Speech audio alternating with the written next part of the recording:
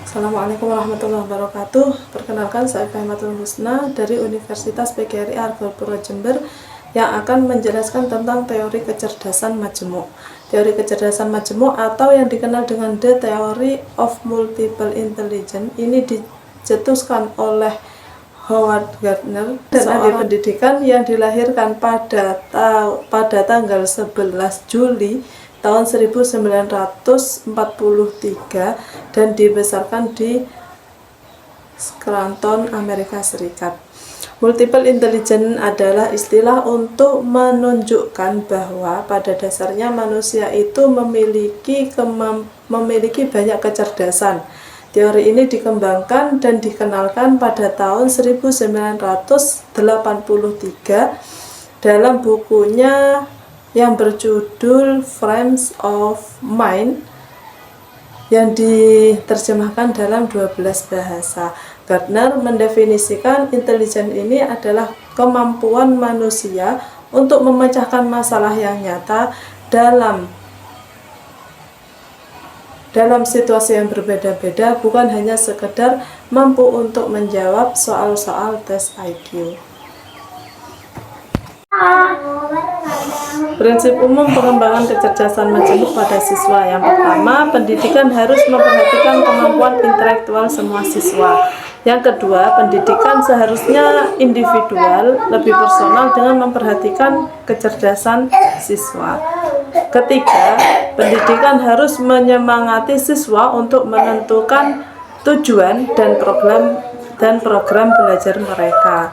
Yang keempat, sekolah harus menyediakan sarana dan prasarana untuk melatih kemampuan intelektual siswa. Kelima, evaluasi belajar lebih kontekstual, bukan hanya tes tulis saja. Yang keenam, pendidikan tidak hanya dalam ruang, karena belajar tidak boleh dibatasi hanya dalam ruang kelas saja, untuk pemahaman yang lebih dalam dan lebih mudah. Untuk yang kelima, dampak terhadap evaluasi. Karena sistem pembelajarannya bervariasi, maka evaluasinya pun juga harus bervariasi. Selanjutnya, faktor yang mempengaruhi kecerdasan majemuk. Pertama, faktor biologis. Ini mencakup genetik dan cedera otak, atau dia pernah mengalami cedera atau sedang mengalami cedera otak. Nah, itu bisa mempengaruhi kecerdasan yang dia miliki. Yang kedua, sejarah hidup. Ini mencakup pengalaman hidup bersama orang tua, keluarga, teman, orang lain yang dapat mengembangkan atau bahkan menghambat kecerdasan. Yang ketiga, latar belakang, lingkungan di mana dia lahir dan di mana dia tumbuh. Selanjutnya, macam-macam kecerdasan majemuk. Yang pertama, kecerdasan dalam berbicara, dia mampu menggunakan bahasa secara baik. Yang kedua, kecerdasan berhitung dan berpikir logis. Yang ketiga, kecerdasan berimajinasi dalam menggambar. Yang keempat, kecerdasan dalam menirukan gerak dalam waktu yang relatif singkat, semisal dia memiliki bakat dalam menari. Yang kelima, kecerdasan dalam bermusik. Keenam, kecerdasan dalam memahami situasi, seperti peka akan ekspresi wajah, suara, isyarat, dan lain-lain. Yang ketujuh, kecerdasan dalam bertindak, semisal jika teman saya jatuh, saya harus bagaimana?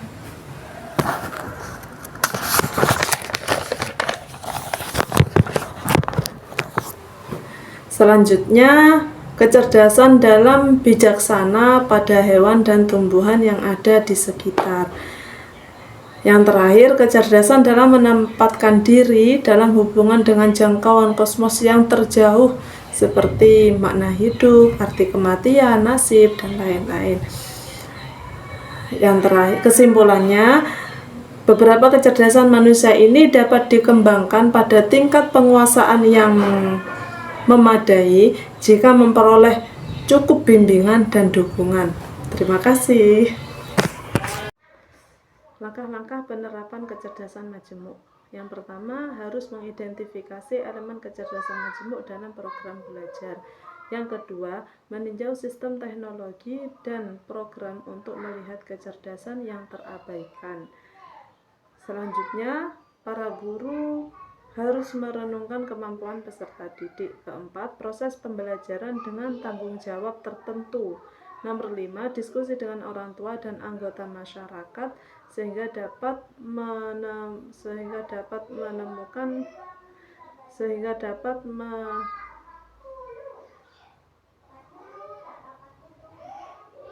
Yang kelima, diskusi dengan orang tua dan masyarakat untuk membuka peluang kesempatan magang para siswa.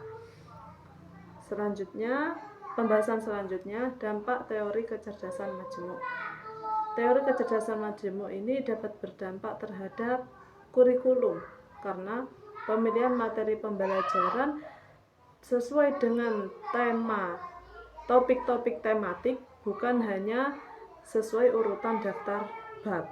Yang kedua, dampak terhadap pembelajaran karena guru ketika mengajar dengan metode bervariasi ternyata dapat membantu anak didik berhasil dalam studi yang belum ia kuasai. Selanjutnya, dampak terhadap guru yang mengajar karena guru perlu mengerti kemampuan masing-masing siswa. Guru perlu mengembangkan model pembelajaran. Guru perlu mengajar sesuai intelijen siswa, bukan sesuai kecerdasan guru. Guru mengevaluasi hasil belajar perlu menggunakan metode yang cocok dengan teori ini.